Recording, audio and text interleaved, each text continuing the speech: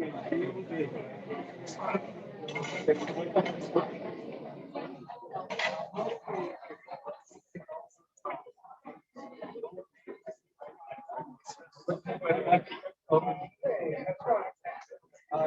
very happy at dinner, so it's great job. Thank you. Good to see you.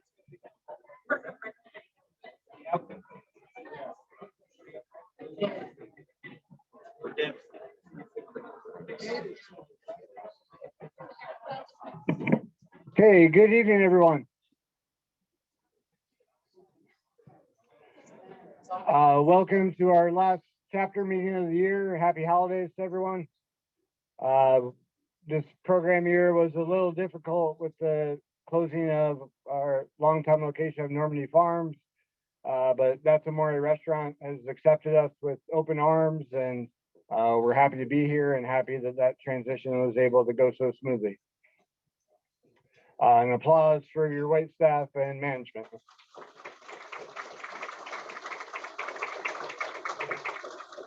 Okay, so this is our last meeting of 2022. Our 2023 program update will start in February. The first Wednesday of January sometimes intersects with New Year's plans. People are back to work after long time holiday leave, so we try to stay away from January and just kick it in full gear in February. We should be communicating our February event registration in the next 2 weeks, as well as information on our member education day, which is free training. Our chapter leadership of Mr. Edry and Mr. Geis out there have always prided themselves on our chapter being all about the members.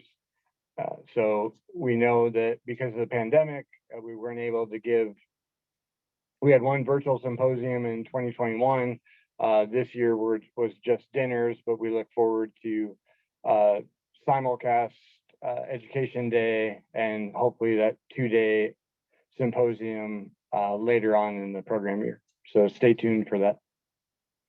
Election news, last month, for those who were a part of our Member Appreciation Day, we spoke about that elections are coming up. Our president position, Mr. Edry, is stepping down, so that's available for nominations. You must have prior PMI board officer experience, not necessarily with this chapter, but just one of the other great chapters around the world. Both vice presidents of programs to help get the great speakers like we have this evening, and our vice president of education and certification. There were some issues with the online form submission and the error. That's been rectified, but we've stretched the nomination window out to the 20th of December. Then we'll give those candidacies to PMI Global. They'll get out a ballot, and by our February dinner, we should have new board members to replace these smiling faces. Okay, hot off the presses, last week, our education partner friends at Leadership Techniques, Lisa Hammer and David Newman, published their first book. This has been a passion project. They've been collaborating greatly on speaking programs and educational seminars, but when you haven't written that first book, you really want to be published, and they work together. The book's called The Engagement Matrix. Right now, it's only in paperback. There's not a Kindle version, but there should be in the next few months. But that's around $20 on Amazon, so it makes a lovely holiday gift. And it really navigates decision making, starting at lower levels, but also good for mid-level senior managers, because you need to understand all the decisions made in your organization. Our Toastmasters group, sister chapter with Montgomery County Toastmasters Club, our president leadership is here on the back table. Their next meeting is next Wednesday. It's virtual via Zoom, but if you're a little rusty on public speaking during the pandemic and want to start the new year off with a little bit more confidence in your public speaking, this would be a great safe space. You'll see friendly faces that you've seen around at our dinners. and look for more information on our newsletter.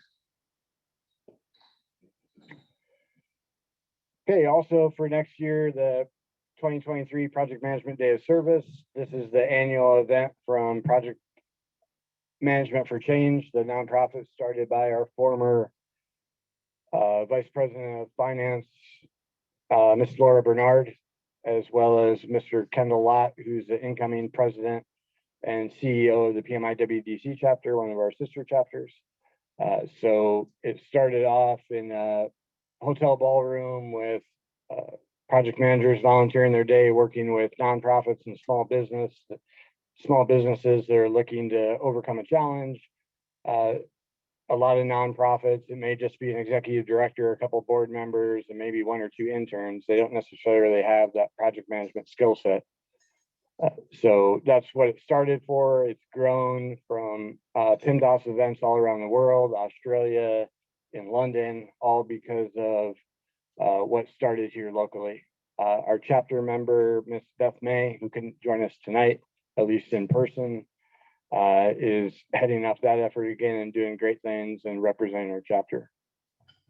This will be all virtual event this year with the triple demic of the flu, RSV, and COVID. They want to be on the safe side. It would be a shame if nonprofits volunteered and then they end up getting COVID because of that. But nonprofits can register as of today. So if you have a friend or a colleague that runs their own nonprofit or works for a nonprofit that you think could get something out of an all-day think tank on a Saturday, let them know. We'll have information in the newsletter so you can point them to that. And then project manager volunteers, in terms of hopefully all of you, or at least a good percentage, can begin registering on Sunday, January 8th in anticipation of that February 18th event. So usually we have at least 20 or 30 members from our chapter participate, so that's always good to see. Okay, special thanks to everyone who donated our food drive donations last month at our annual member appreciation dinner, supporting Manna Food Center, which is one of the essential Montgomery County food assistance nonprofits.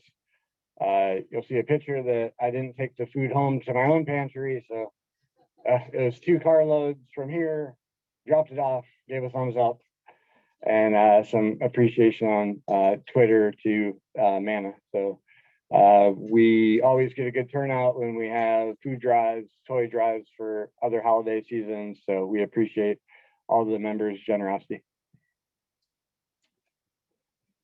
Okay, our education partners are doing great things as we kick off a new calendar year. A lot of our companies and businesses, for federal employees, your fiscal year just started 2 months ago, have education and training allowances if you submit viable things. So if you want to challenge yourself to upgrade from a PMP to a PGMP or a PFMP for more programmer portfolio, Agile's continuing to become more than just certified Scrum Master. Just like the PMP, just being a certified Scrum Master, if you're in an Agile development space, is assumed and not enough, depending on what Agile projects you're working on.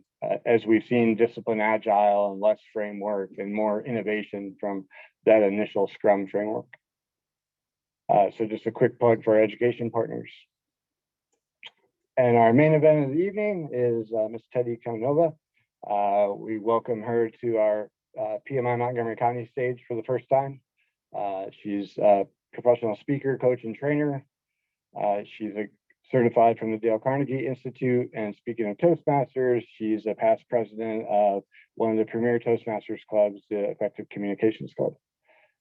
So we welcome her and look forward to a great presentation to keep everybody in the holiday spirit. Thank you.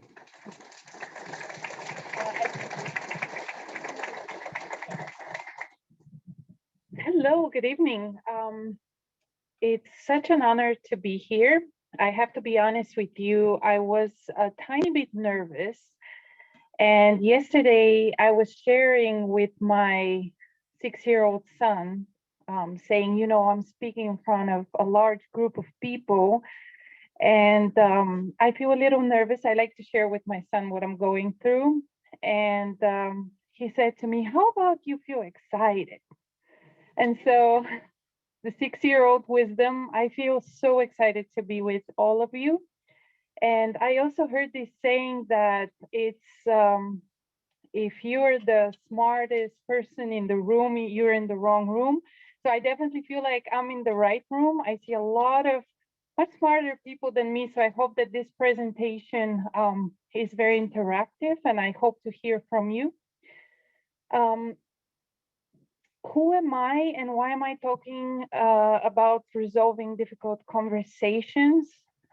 My background is in sales. I was for quite a long time selling liquor and wine in DC. I was working for a large company. And one of the problems that I encountered there is I had quite a lot of angry customers that I had to deal with. And also I had a large company that had a lot of administrative and kind of slower ways to help the client. And so I was in between that. So if this sounds familiar, sometimes when you're trying to help someone and you have to deal with angry people, this is the place to be. We'll talk about that tonight, but you can apply this to anything: life, relationships, kids, family. And so this is a little bit about me. And also I want to say hello to the Toastmasters leadership here. About 2.5 years ago, I joined Toastmasters and I could not speak for 40 seconds. I remember they invited me to do table topics. I got all red. I spoke very quickly and I don't remember anything of that night. So Toastmasters works, you know, it works. I'm here today and I'm not running away. And okay. And so let's talk a little bit about what drives behaviors for people. And before we do that, as I said, I would like this to be a little bit more of an interactive conversation. So I wanted to ask you, maybe you can give me a word of what makes difficult conversations so difficult. Can you give me maybe like a word or an example of a difficult conversation that you recently had with someone? How did that feel? Yeah.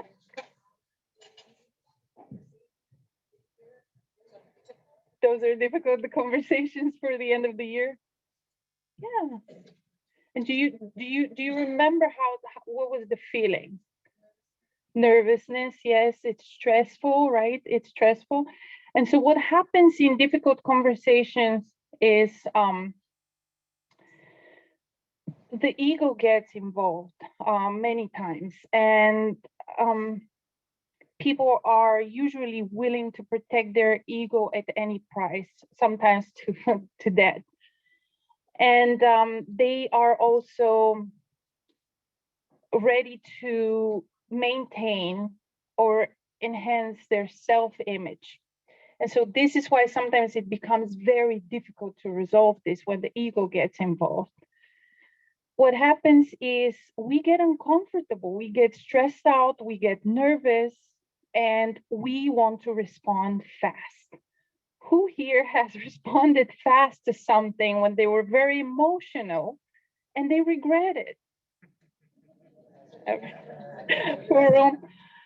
Yeah, and so what happens is the second driver is, and probably actually the most, the main driver that drives human behavior is fear. And so we get a fear of that, okay, our self-image can get hurt. Our self-importance can get hurt. And so the best thing to do in this case is to delay action, something that I usually do, and I've been doing it recently after many, many mistakes. What I say to people, especially when they want response right away, I say, if you want a response right now, the answer is no. If you're willing to wait, the answer is maybe. Why is that? This is to delay action, because sometimes people come at you with all kinds of problems, with all kinds of emotions. And when you are reacting, when they're looking for fast response, the answer will always be emotional. When you delay action, the response, they get a response, which is deliberate. And so after knowing that, when you enter any kind of difficult conversation, people will become predictable. You will know what drives them. It's the fear, protection of their self-image, or the ego.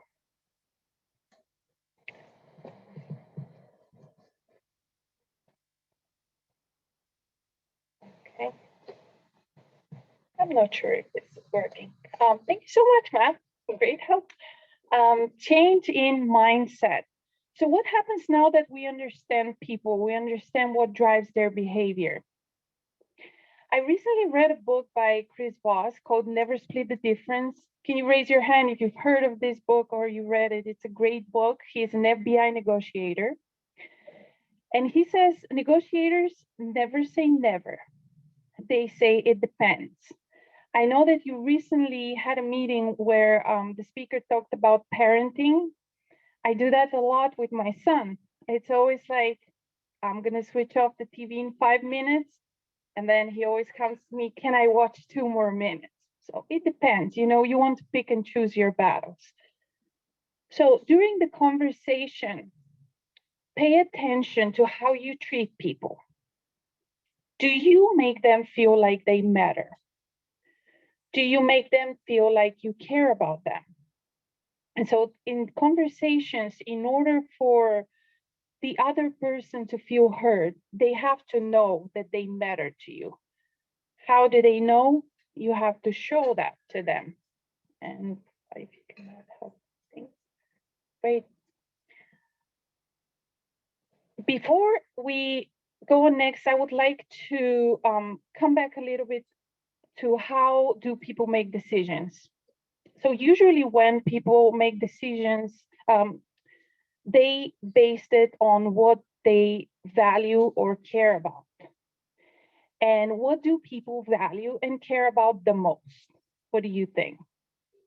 Themselves, exactly. And so in the previous slides, we talked about how important it is to show them that we care about them.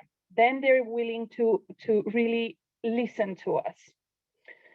I'm going to share with you, when I was working, I was overseeing almost 100 accounts of hotels and restaurants in DC. Usually they would place their orders on Thursday afternoon, 5 o'clock is the cutoff. Those are huge restaurants, usually 20 cases of wine. And I would get a lot of angry calls on Friday from people who put their orders later than 5 o'clock. And the call would go like this. I would pick up the phone and I would hear screaming on the other side, being like, your company sucks and you suck and I didn't get my delivery. And here we talk about negative assumptions, opinions, impressions about you or the situation. Just listen to the person and see what they have to say. Don't interrupt, because at the time they're in denial, they're in complete resistance, something didn't go their way. And the only thing you can do is try to understand what the issue needs to be resolved. And what do you and the other party lose gain? In this case, what is the issue that needs to be resolved? They need 20 cases of wine as soon as possible. The warehouse is closed. I can help them with that. If they could only slow down a little bit and stop yelling. And then what does the other party have to lose? Well, they usually say, I have a wedding the next day, I have a big event. So they can lose their job sometimes over this. So it is kind of important to them. And so how do we understand when somebody's very, very angry? They're yelling at us. They're angry, they're not listening. How do we get them to talk to us, and most importantly, to listen. The way we start first is, it seems like, it looks like you're angry. And then we pause. What we do with that is we help them name the emotion so that they can process it. Be careful of, I understand how you feel. No, you don't. You don't understand. Or, don't feel frustrated. I'll help you.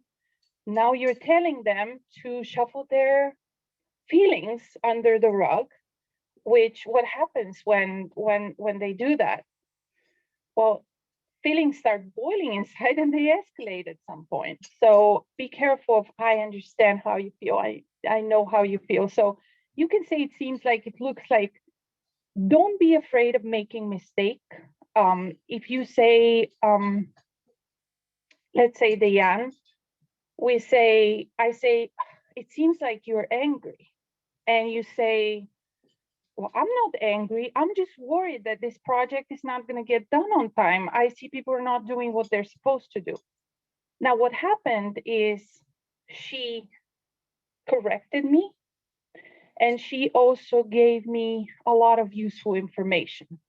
So we went beyond listening to what this is all about. We went from yelling and screaming and you suck and your company sucks to now you're worried. Okay, I understand why you're worried. You're giving me that information. So making mistake is good. Pay attention to tone, delivery, and sincerity. When you're talking to people, people are very intuitive. We do put faces in front of other people. We're very, social, and we have some social norms. But beyond that, we always know what's going on. We always know when there is tension. We know when we're not connecting. We know when someone is not sincere with us. And so be careful when you're talking to someone who's angry or you're looking for resolution, always coming from the heart.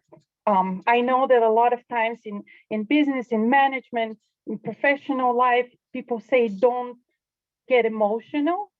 I would say, pay attention to your emotions. They're showing you something on the inside. Focus on the process versus goal. I was working on a project and I was leading the project. One of the managers, I noticed that she was not doing her work. Who here has experienced that when you're working on a group project, someone is not pulling their weight? It happens. And when she actually reached out to me and she said, the reason why I'm doing that is I'm very overwhelmed. I'm working at another job. People got fired. I'm filling up for a lot of people. I haven't been spending much time with my family.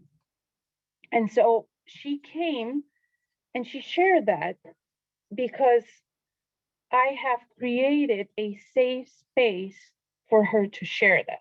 So this didn't start with that conversation. You just show people from the beginning that when they work with you, they can be heard and they can get help. If they share something, they're not going to get in trouble. They're not going to get punished. So from there, once she came to me and shared, I said, how can I help you? And she said, well, if you can fill in for me for a few days and then I'll come back, full force. So I said, great, let's work on this. So create safe space, inclusive environment, and gather information. Yes, Matt. I think with 360 feedbacks, and I think with 360 feedbacks to get feedbacks on us as leaders, supervisors, managers, like that trust is really important to build. All surveys aren't completely anonymous, so people feel that there'll be some retribution or they'll hold it against them. So I think building that team culture so they know that giving you constructive criticism on your own leadership, because if you don't get the criticism, you're going to think that if you're getting results, and in our project management world, if we're on schedule and under budget, that's success. But we could be creating toxic work environments and we don't know it. So I've always been a big believer in building a atmosphere of trust so they feel comfortable to give 360 feedback, and that's made me a better leader. That sounds great. Coming back to what drives people is fear. So a lot of times when people are not sharing with you or with their manager, they're just afraid. They're afraid that they will get punished or that they will get in trouble. A lot of times we talked about when the conversation is driven by the ego, and when during difficult conversation, what happens is we get out of our comfort zone. So we want to get back there as soon as possible. And so what we do is we're driving for a yes. So we want a quick resolution.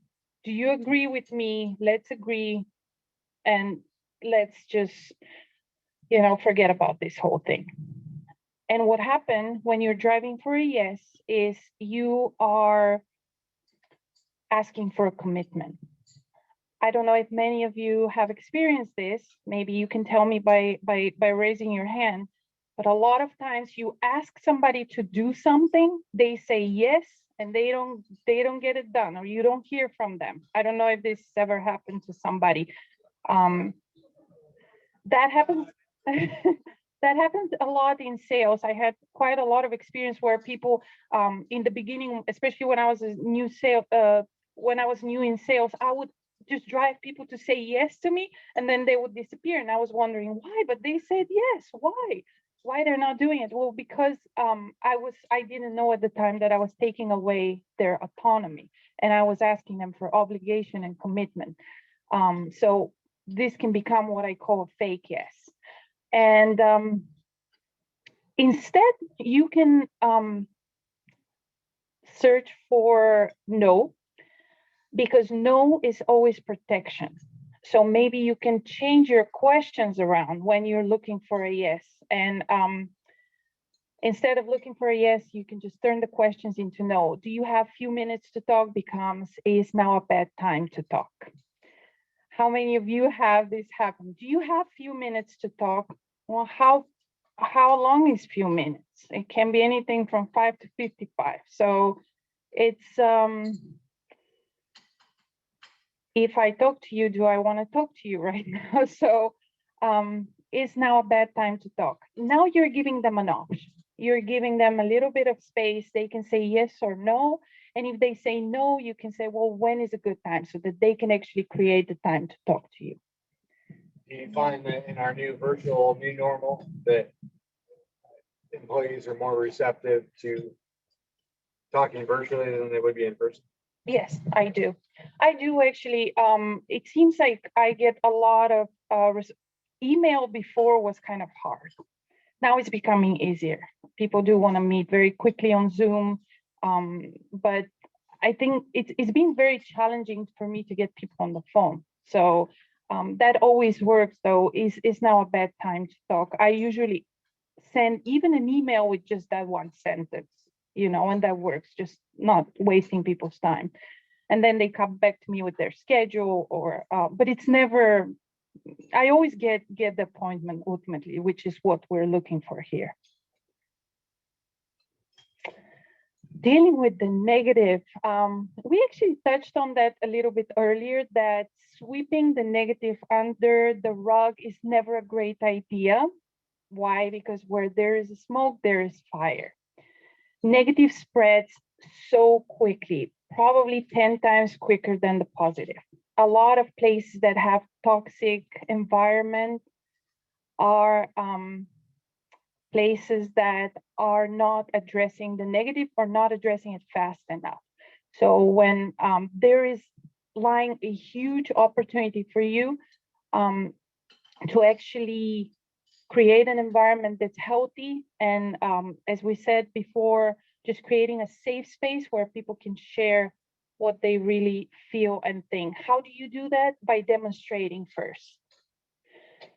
When something happens, take full responsibility. I have not I can't even tell you how many times I call a company, I talk to someone, and I hear, well, the weather was bad and this didn't get done because of this person, and I'm so sorry, but I wasn't there at that time. So there's always this just excuses, and just take responsibility. That's the best thing, and it demonstrates a lot to the people under you. Fully inform people of what's going on. People in your organization, as I said, they're people, first of all, they're very intuitive, they talk to each other, so they know exactly what's going on. So it's better to just address it and keep everyone on the loop on what's going on. If you have a bad news, I have a bad news. Just start with that. Don't start with, hey, how are you today? How are the kids? You know, because when we have good news, we never start that way. You say, I have a good news. So just start with I have a bad news. Then pause, let people kind of sink it and get the idea in their head that you have a bad news to say, and then present the bad news. Pretty easy. Negative emotions. Again, I think that key is to help people, and you will be just amazed of how many adults cannot actually name their feelings, or are not even open to talk about that. So sometimes you have to lead them into saying what they feel so that they can process it. You can say something like, you probably feel angry. You probably feel frustrated, irritated. You probably think I let you down.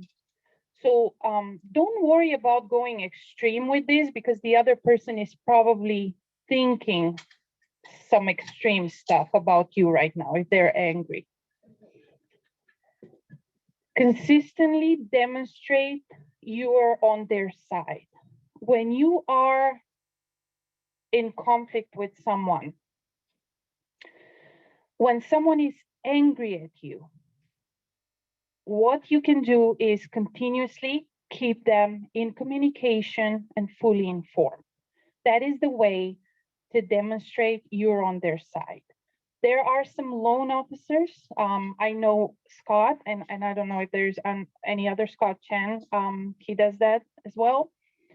And I've heard from other loan officers who say that they know of colleagues, something doesn't go through, the loan doesn't get approved, they disappear. People don't hear from them ever again.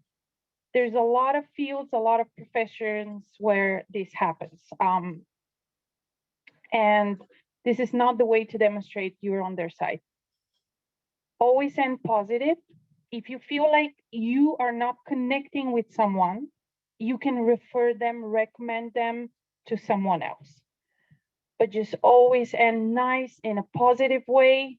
You know, there's no reason for two people to be just clashing. There's always way to just say, hey, I know we're not connecting, something is missing here, but let me point you to that other person, maybe they can help you. And they will appreciate that, and you will appreciate that. There's no reason for you to keep struggling in something that is not working. Being the ally and not the enemy, do not push. A lot of people, when they're in a difficult conversation, try to push the other person, the other party. This is not time to push. This is not time to get your point across. It's not a time for you to be the right person in the conversation. This is actually time to revitalize the relationship. Use empathy, actually ask them some questions, involve them in the thinking process. Ask them, how can we do this better? How do you want to proceed? Give them the option. And sometimes people feel overwhelmed, so they cannot make the decision. So then you can offer, can I make a suggestion of doing things better? And so just always demonstrate that you are, again, their ally, you're thinking with them, you're trying to make things better.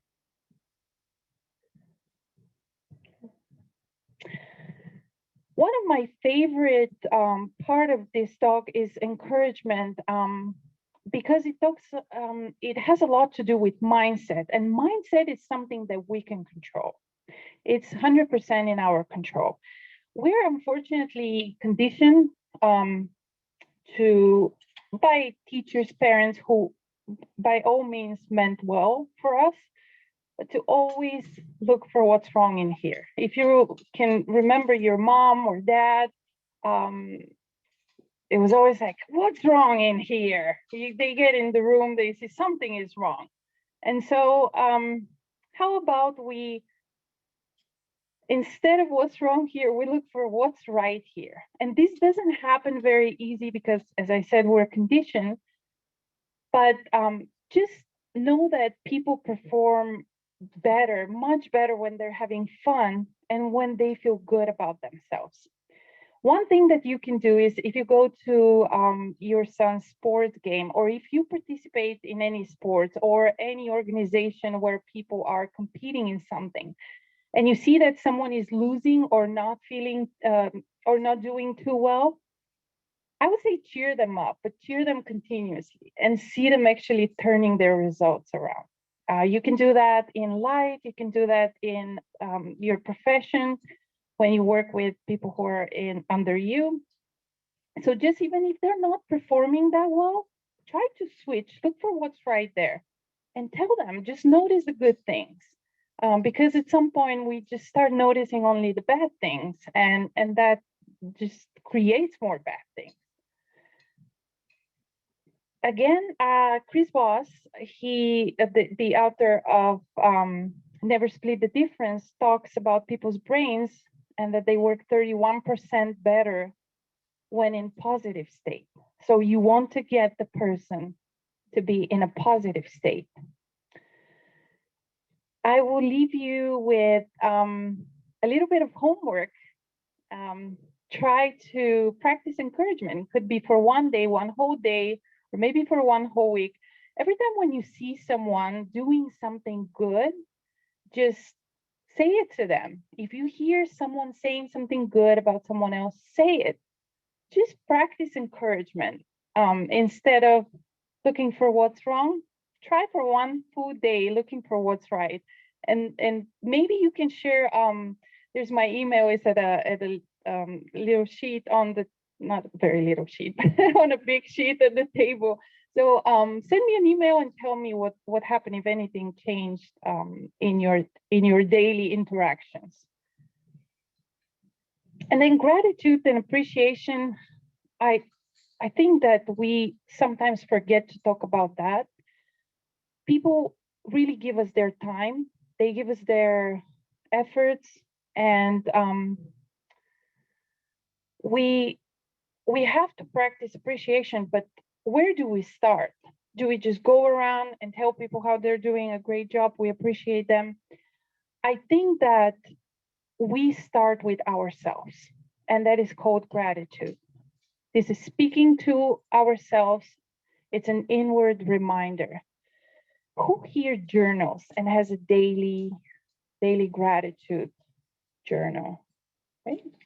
I would highly encourage you trying every morning and until it becomes a daily practice. And I know this is really hard if this is not in your daily practice. I usually put like a little note next to my bed. I use the 5-minute journal, and it's something that I keep next to my bed, and it just asks you to list 3 things in the morning that you're grateful for and 3 things before you're going to bed. This is so important because it changes your life. It starts moving you in the direction of positive thinking and looking for those good things around you rather than what's wrong.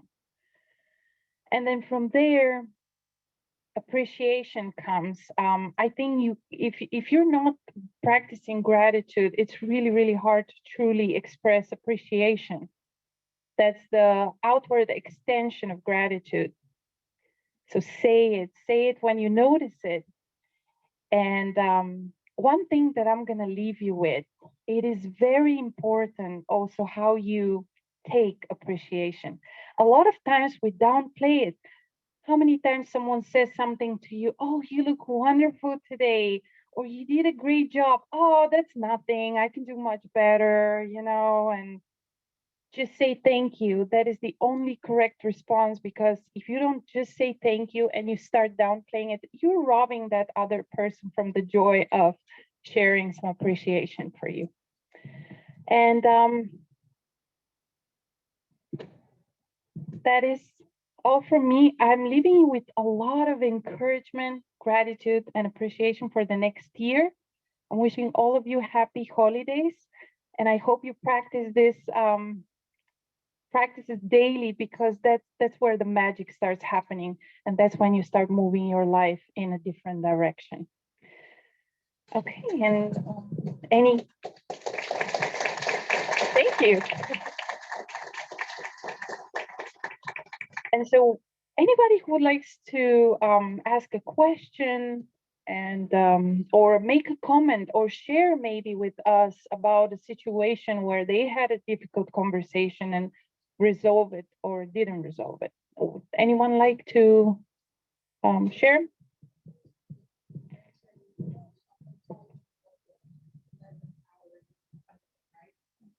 What did you schedule? If the warehouse has no, I can't help you. You're gonna have.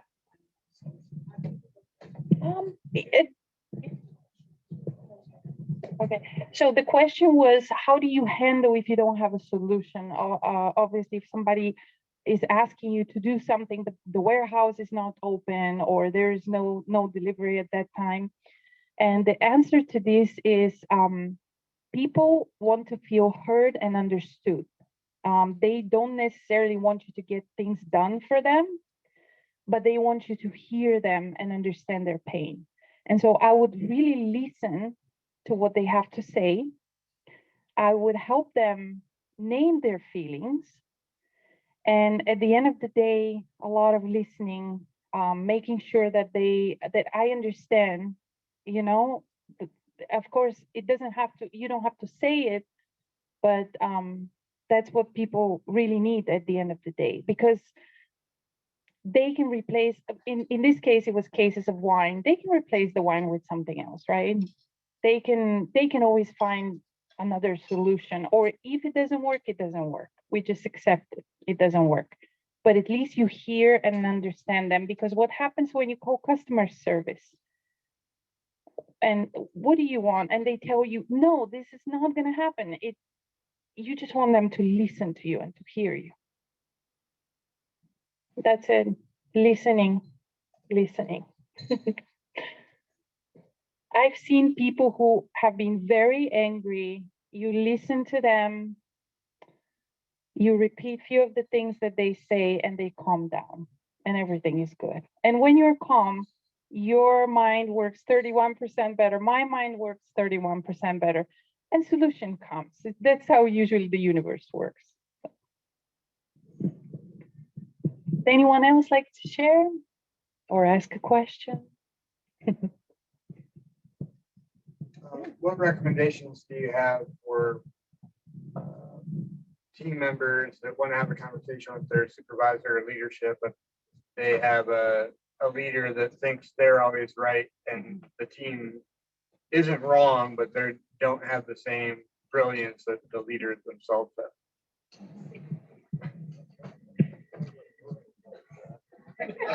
Yeah, we have all experienced. I'm glad that you're all here, because I hope that after this talk you will help people feel like they're in a safe space so that they can share. One of the things that I can say is gratitude has helped me a lot. I've dealt with leaders like that. I'm sorry, I have to say it's a bad leadership. And one of the things that kept me really grounded has been gratitude. And when your mindset shifts and you focus on the things that you're grateful for, I have to say from my experience, that person that I was dealing with, that was thinking the same thing that Matt said, somebody who thinks that they're always right, they don't want to listen to you, they don't respect you, they don't value you, and they're showing it every time. I just kept gratitude, and that person just disappeared one day. I think that they got fired. I'm pretty sure. So you kind of mentally take them out of the picture. And they're out. Eventually you manifest it. So we're all training ourselves here to be great leaders. So hopefully not one step at a time, one step at a time. Leadership is changing. People are getting more trained. It's not like the old days where people are really like, I'm right, I'm the boss. And of course this still exists, but it's changing a lot. Thank you for the question. Thank you. Okay. Nobody else has difficult conversations? Oh, sleepy. Okay, thank you so much for having me tonight. You guys are so amazing. Thank you. And as stated in our email this morning to all attendees, Ms. Kamenova has generously donated a consulting session. So Ms. Trayvon passed around raffle tickets for everyone. So what this consulting session would look like is but virtual Zoom for 45 minutes. So we'll do a role play between the two of us, and that'll kind of mimic what it'll be for the winner. Hi. We can actually do a workshop as well if you would like to do that for your company as well. So it can be workshop or one-to-one consulting. We can arrange that as well. Okay. Okay.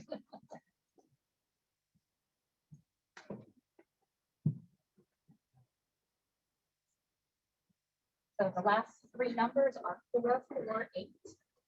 448. Okay, we have a winner in the back.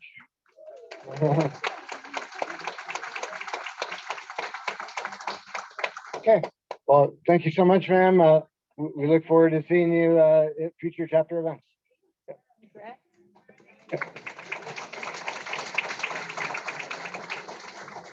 And now for some closing remarks from our chapter president, Mr. Gene Edry.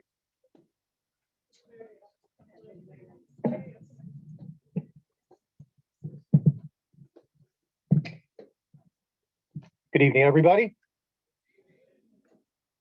That was too good of a talk for you guys to be that enthusiastic. Good evening, everybody. Much better. There you go. Thanks for coming tonight. Look around the room. There's a lot of people in here.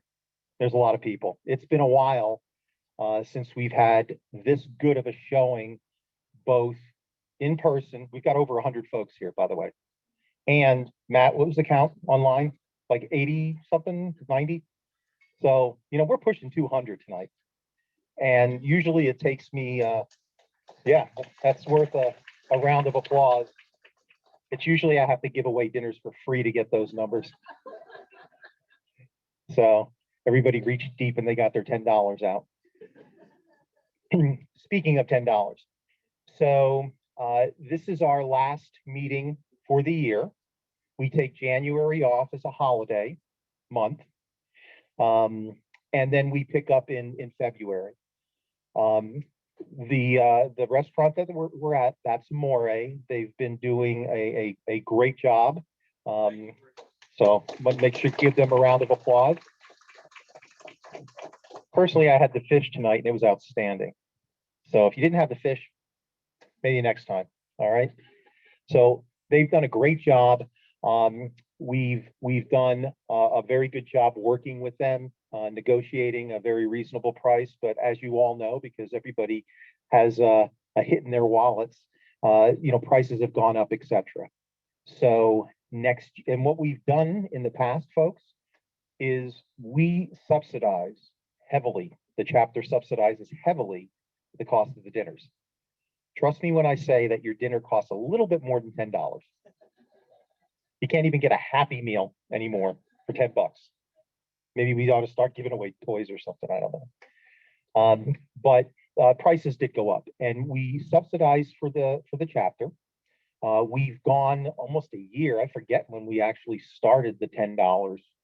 And we did that to help folks get through COVID, et cetera, et cetera. Well, we're coming out the other end of that, folks, in a positive way. So the non-subsidized price for the dinners is $55. So that's what we pay, $55. Pay a little bit more for the member appreciation because we kind of upgrade that a little bit for you all. So starting in February, the non-subsidized price, these are for the folks who come that are not members, is going to go from 40 to 55. That's going to cover us. And then the member price, we were prior to COVID at $30. So we discussed as a board, we're going to up it a little bit. So we're going to go to 35. So hopefully you understand that we needed to do that just to kind of cover our costs. We are all about the members. That's something that Charlie in the back right there, everybody, started when he began this chapter. That's our mantra. We're all about the members. And we take every bit of time, money, and effort, and we plow it back into the chapter. So the money that we get, we offset it, the cost of the dinners, and then we're going to plow it back into the chapter. And we're going to give, PDUs, some training events. How many folks here have been to PMI Montgomery County training events like the symposiums? How many folks have been at those? All right. So those folks that have been there, you know what I'm talking about when I say you show up for one day, you get 7 PDUs for free. Go out there and price some PDUs and see how much they cost you if you want to try to get 7 PDUs. Trust me, it's more than free, right? So that's where we are with that kind of a business. I just wanted to make sure I got that out on the table. Matt wants to donate. What's that? Go ahead, Matt. I'm not very good at math, but with the holidays coming up, Mr. Ziegler brought a guest, Ms. Bosco brought a guest. If the difference in dinner is $20, a membership annual for the entire chapter is $20. So if you have a colleague or a friend, gift them an annual membership to PMI Montgomery County, and it makes a lovely gift.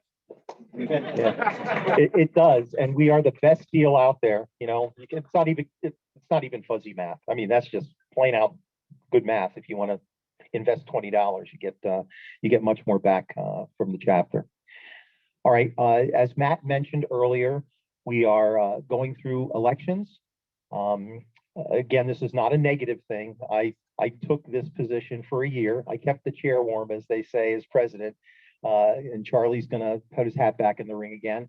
And we'll see if there's anybody else that's going to run against him. But when that happens, then I'll see what positions are open, and then I'll kick back in. I was the vice president of finance and treasury. So if that's something that they ask me to do, when we switch things around, I'll be more than happy to step back into that. But I am, as well as all the other folks that are here that are on the board, we are 100% dedicated to this chapter.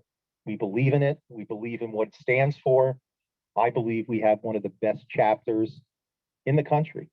And over the years, we've seen metrics to those that actually support that. So we're kind of the little chapter that could. We're next to some very large chapters, folks. You can guess what their names are. Abbreviations DC. Never mind. So that's a huge organization. They do great things. They're a lot bigger than us. So we're going to go through those elections. We won't skip a beat. Pick back up in February. You had the open positions listed up there, right, Matt? Okay. And that's pretty much it. There's no other business that I wanted to talk about today. And actually, we got done a little early. All right. So that's a blessing, right, for the holidays. So I wanted to wish everybody a very safe and happy holiday season, and be safe driving home, and looking forward to seeing you all. Bring a friend in February. Take care. Thank you very much.